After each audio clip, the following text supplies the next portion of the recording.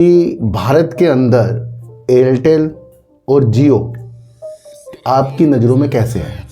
आप कहोगे सर बहुत अच्छे हैं, बहुत बढ़िया हैं, बेहतरीन है। फिर मैं आपसे पूछूंगा कि वोडाफोन आइडिया कैसा है? 80% कहेंगे बेहतर है, बहुत बढ़िया है। क्यों?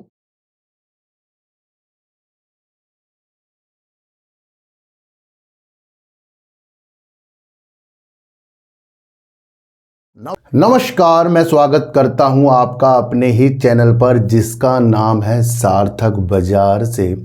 आज हम बात करेंगे सर सुजलोन की, क्योंकि सुजलोन के ऊपर जेएम फाइनेंशियल ने कहा कि ये अपने मौजूदा स्तर से 30% तक और भाग सकता है, यानी कि 65 रुपये करीब। और ये कल मैंने आपको बताया था कि जब भी Q4 सुजलोन एनर्जी का आता है तो उससे पहले उसके अंदर कुछ शेयर को ऊपर ले जाने वाली न्यूज़ आ जाती है ना, तो उन सब विधि को समझना है। और कल भी मैंने आपको बताया था ये दूर का शेयर है, 2030 के बाद का शेयर है।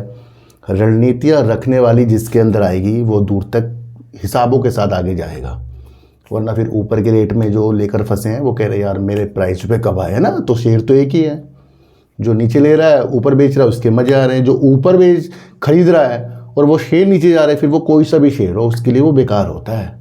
ये है बाजार की साइकोलॉजी, और उस बेकार को आपको समझना है अपने रणनीतियों के अनुसार।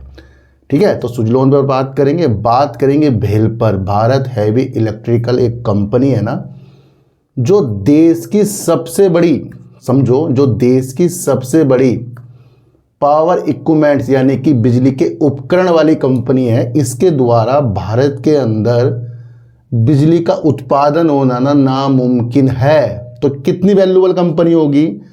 जिस कंपनी के इक्विपमेंट से भारत के अंदर जो बिजली उत्पन्न होती है, पैदा होती है, वो 50% से ज़्यादा का हिस्सा किसका है? भेल का है। समझ रहे हो? तो इम्पोर्टेंट कितनी बढ़ गई इसकी, समझ रहे? इस पे आज हम बात करेंगे। तो सर एक चीज़ मैं आपको बताऊं, थोड़ा सा विस्तार से समझना कि भारत के अंदर एयरटेल और जियो आपकी नज़रों में कैसे हैं? आप कहोगे सर बहुत अच्छे हैं, बहुत बढ़िया है, बेहतरीन है। फिर मैं आपसे पूछूंगा कि वोडाफोन आइडिया कैसा है? 80% कहेंगे बेहतर है, बहुत बढ़िया है। क्यों? क्योंकि ये छोटा स्टॉक है। उसे भी बढ़िया बताएंगे, उसे और ज़्यादा बढ़िया बताएंगे वोडाफोन आइडिया को। पर समझना तो आपको यही है कि छोटा जो शेयर है उसमें क्या क्वालिटी है, और जो बड़ा शेयर अपने पोजीशन बनाकर बाजार में बैठा है उसके अंदर बाजार की हिस्सेदारी, उसके अंदर क्या क्वालिटी है। छोटा बड़ा भी हो सकता है पर वो सुधार करके, समझ लो। तो यानी कि वोडाफोन आइडिया कुछ काम करे और इधर आपको जियो यानी कि रिलायंस इंडस्ट्री, अब तो अभी तो रिलायंस इंडस्ट्री में ही है ना वो शेयर, दूसरा एयरटेल के शेयर गिरते हुए नजर आए कि वोडाफोन आइडिया आ रहा है और वो धाक जमाएगा। तो आप क्या अब भी एयरटेल और जियो को अच्छा समझेंगे या बेकार समझेंगे? कुछ जो समझदार हैं वो कहेंगे कि अभी भी दोनों कंपनी अच्छी है, क्योंकि वो तो आ रहा है ना, वो तो अपने काम को जमाएगा। पर कुछ जो लालच बस बैठेंगे वो कहेंगे कि बेकार हो गया जी, क्योंकि वोडाफोन आइडिया आ गया।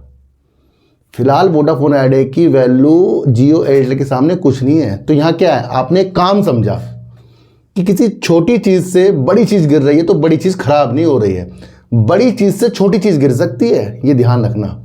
और अगर छोटी चीज़ से बड़ी चीज़ गिर रही है तो वहाँ क्या है, वहाँ आपके पास धैर्यता, समय और एक मौके होने चाहिए। क्यों इतनी बड़ी कहानी समझा दी है? जनवरी का पहला हफ्ता और भेल का शेयर 10% से ज़्यादा गिर गया और इंट्राडे में 14% गिर गया। एक ही दिन में इतना ज़्यादा उस वक्त भेल का शेयर गिरा, और मेरी पुरानी वीडियो के अंदर कमेंट आ गए, ये तो सर इतना ज़्यादा गिर गया, क्या बात हो गई?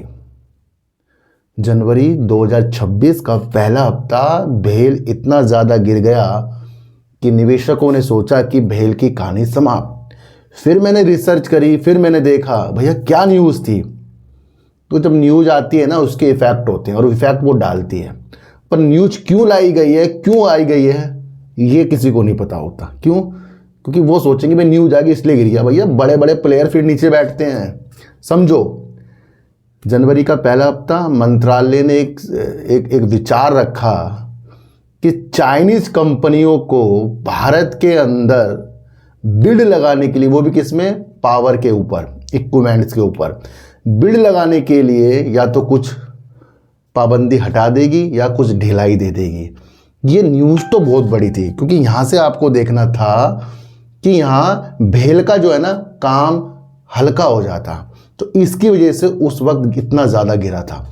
फिर मैंने आपको वहीं समझाया था कि ये न्यूज बेस है, चीज़ों को समझो। भेल का देश के अंदर अर्थव्यवस्था के अंदर बहुत बड़ा वर्क है। भेल थर्मल पावर प्लांट, भेल परमाणु ऊर्जा, भेल वंदे भारत ट्रेन, भेल क्या काम करता है, एनटीपीसी अडानी पावर के लिए थर्मल पावर का निर्माण करता है।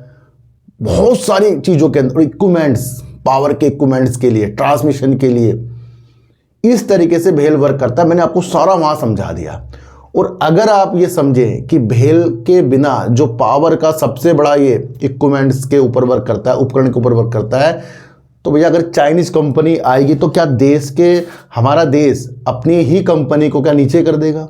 छोटी सी बात समझो कि दूसरे देश की कंपनी को हम बढ़ाएंगे और अपनी कंपनी को नीचे कर देंगे, वो भी सरकारी कंपनियों को। हो सकता है बाहर की कंपनियां आ सकती है, पर पहला जो वर्क है भारत की कंपनियां करती हैं, चाहे वो साझेदारी में करें। तो वहां ये समझाया था ना। वीडियो बनाने का माध्यम क्या है कि आज भाग गया तो उस वक्त अगर आप दिमाग लगाते, उस वक्त शेयर 200-250 से नीचे आ गया था। पिछले 10 दिन से लगातार तेजी के संकेतों में भेल आ रहा है। आज 312 का इसने हाई लगा दिया है। आज तेजी आ गई, इस बात की पुष्टि करने के लिए वीडियो नहीं बनाई है, बल्कि आज से 3 महीने पहले जो मैंने आपको एक चीज़ समझाई थी कि भेल जिस वजह से गिरा है वो इतना वजूदों के कारण नहीं है, वो समझा रहा हूँ मैं यहाँ। वैल्यू समझा रहा हूँ भेल की, कि भारत के अंदर भेल की वैल्यू क्या है। तो अगर आपको वैल्यू समझ में आए, कहानी समझ में आए, फिर आपको करना क्या है, बैठना होता है, विचारों को समझना होता है। इसी तरीके से आईटी सेक्टर भी मैंने आपको समझाया है ना। तो ये मत कहना कि आज तेजी, देखो तो तेजी या गिरावट हो, मैं तो चीज़ों को समझाऊंगा।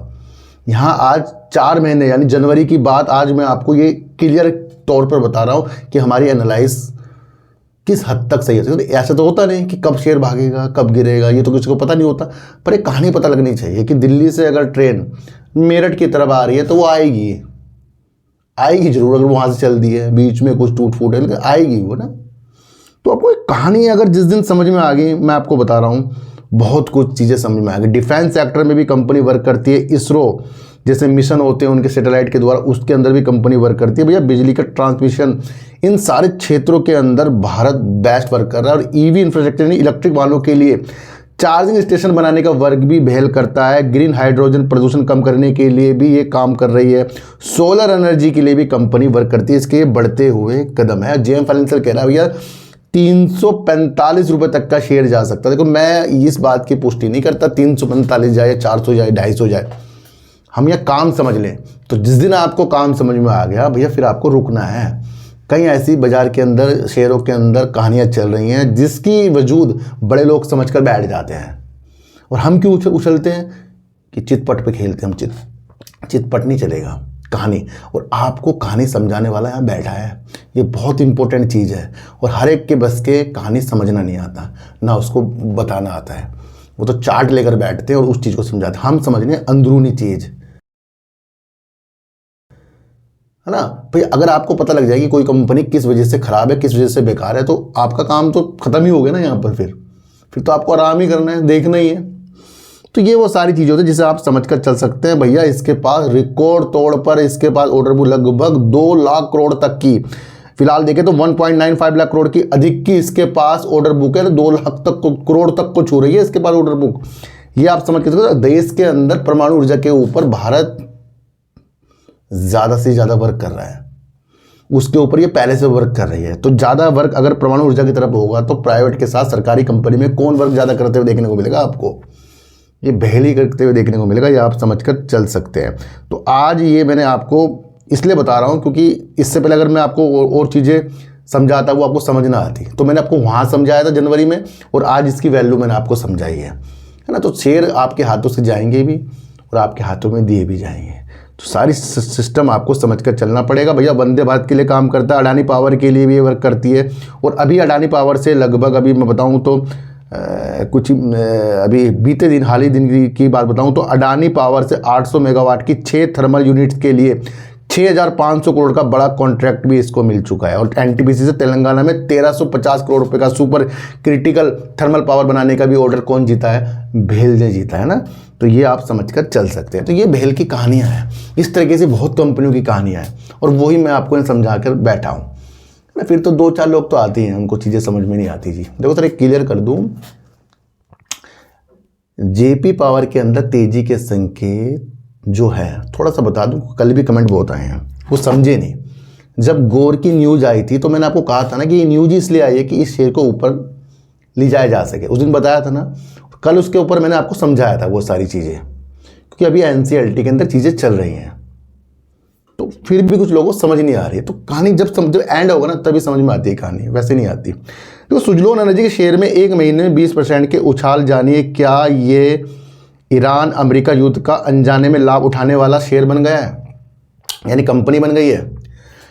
ईरान और इजराइल अमेरिका के जो युद्ध चल रहे हैं, इससे देश के अंदर संकट तो घेरा रहा है।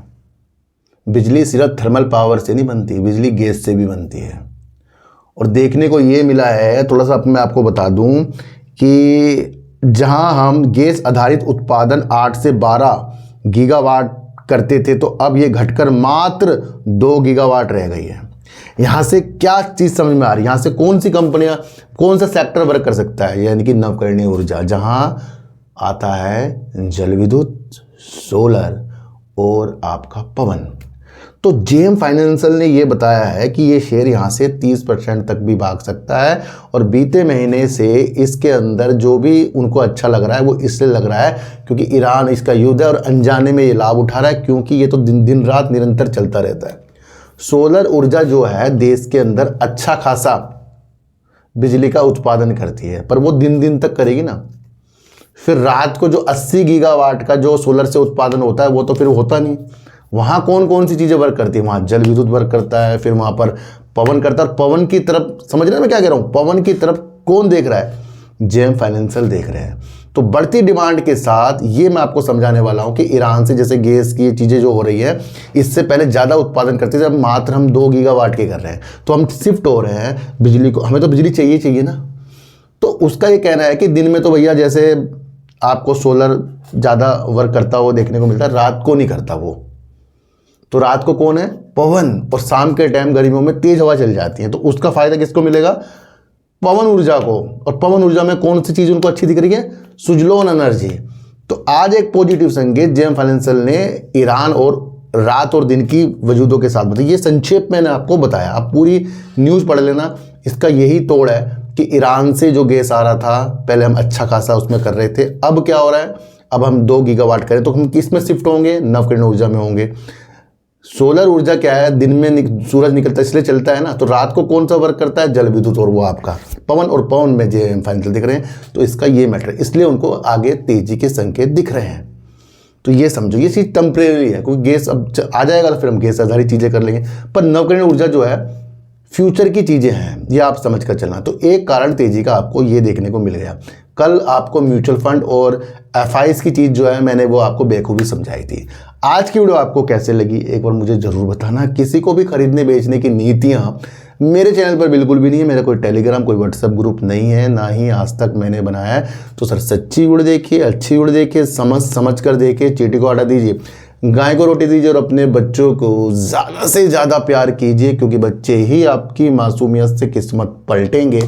तो फिर मिलेंगे आपसे नई वीडियो के साथ, जब तक